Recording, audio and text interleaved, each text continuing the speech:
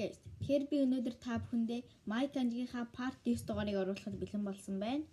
Тэгээд хэдүүлээ 5 ханз бичиж байгаа. Энэ 3-ынхаа тэгээд энэ 3-аа 5 ханзаа бичнэ. Тэгээд олон юм ярилгүй ханзандаа орцгоё. За эхний ханзаар бол би ийм ханз бичсэн байгаа. Энэ нь бол хэрэг.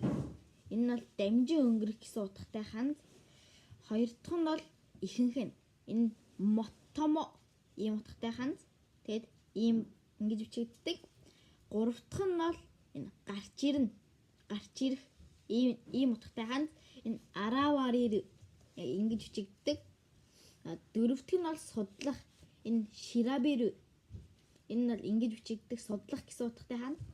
Тав дахь нь бол энэ бакир. Энэ нь хувиргах гэсэн утгатай ханз.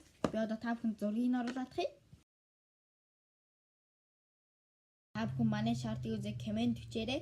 Тэгээд лайк сабаа дараарай.